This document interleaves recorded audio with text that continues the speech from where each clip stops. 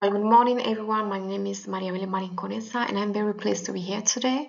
I'm a researcher and a lecturer at the University of Murcia and at the University of Alfonso X el Sabio, and my research focuses on persuasive language. The title of today's presentation is Words of Love and Power, Persuasive Neology in English and Spanish within Media. Well, this presentation is structured in the following sections, and I'm going to start with an introduction. Well, this research begins from the premise that language is one of the most powerful ideological instruments in society. Braille discourse is a perfect site for observing how ideology and consumption intertwine. In the last 2 decades, marriage has lost much of its traditional religious meaning and has become a performative and highly commercialized ritual. In the United States, the wedding industry exceeds $250 billion and shapes a global cultural ideal that, according to our research, Spain has progressively imported. Our premise is that magazines such as Braille Guide and Novias are not neutral lifestyle guides, but they actively construct the concept of the perfect bride, presenting consumption as empowerment. Through the lens of neology, this study uncovers the subtle ways in which new lexical forms beautify discourse and perpetuate capitalist and gendered ideologies.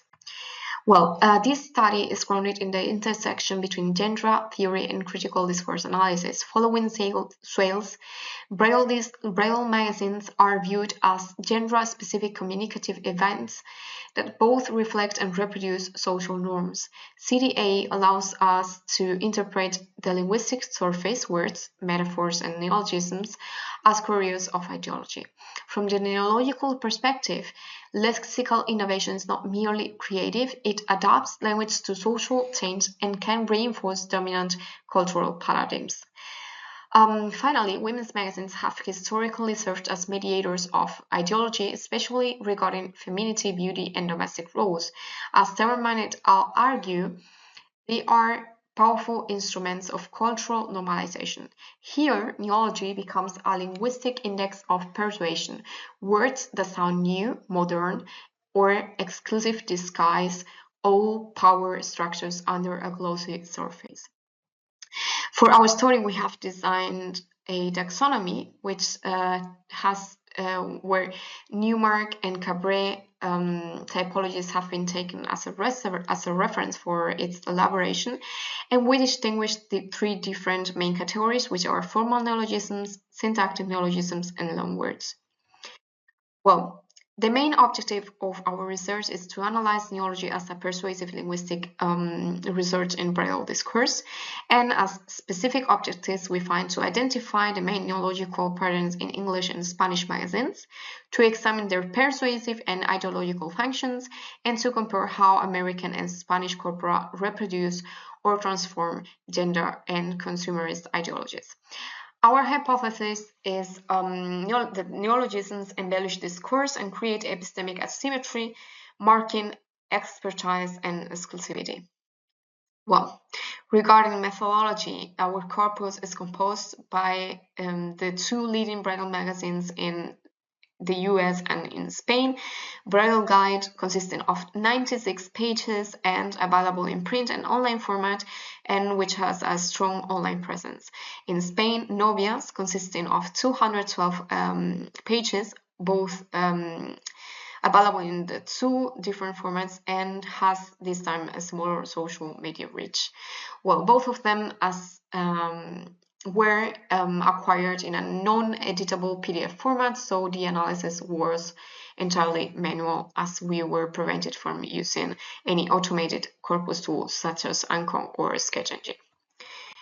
Well, the approach is a qualitative contrastive linguistic analysis, and the different stages we followed were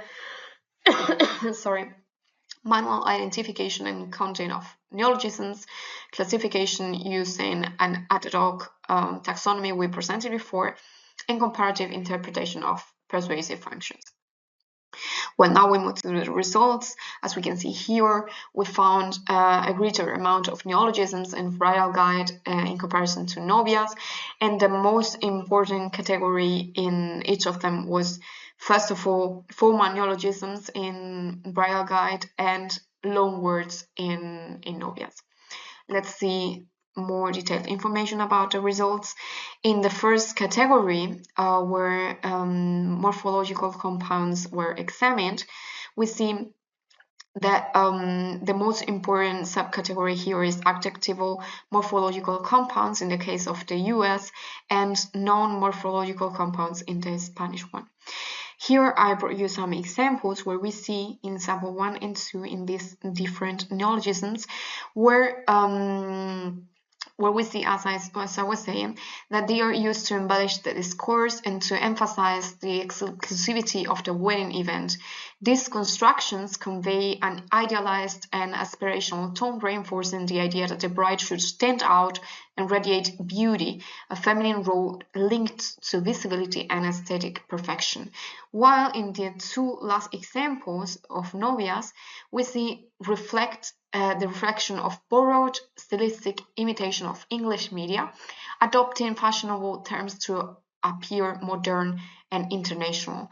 All selected neologisms promote traditional gender roles as they frame women as responsible for the visual and emotional success of the wedding day.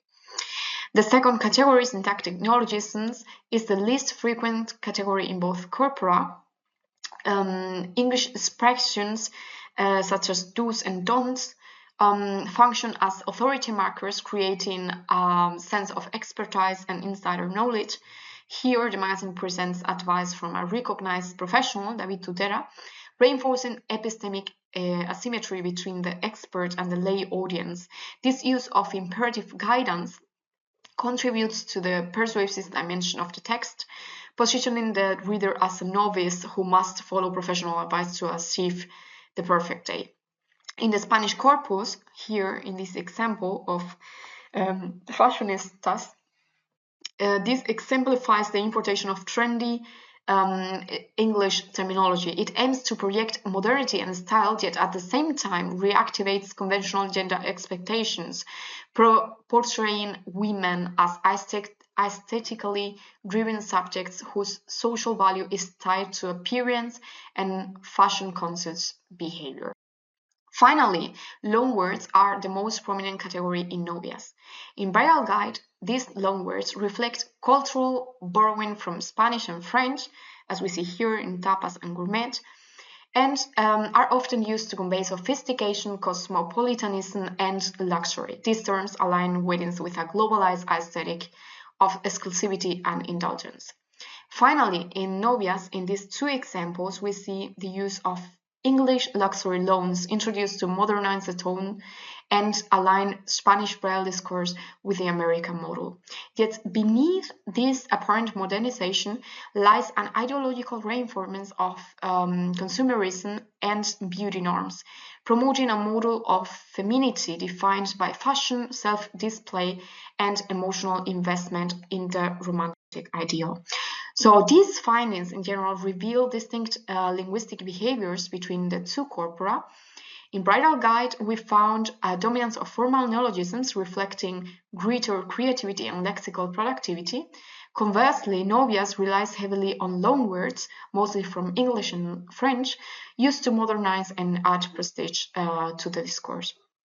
Overall, neology serves a triple persuasive purpose: to beautify the discourse, to align readers with consumerist ideology, and to maintain gender expectations around femininity and the role of the bride. So, to conclude, the study demonstrates that neology lies at the heart of persuasion in the bridal genre. It operates as a subtle mechanism that both beautifies and ideologizes the discourse, shaping how femininity, romance, and consumption are intertwined. So, looking ahead, future work should explore inclusive and queer representations of marriage and examine how digital media are reshaping the persuasive strategies of the contemporary wedding industry. Here, I leave you some references for you to look at, and I would like to thank you for your attention.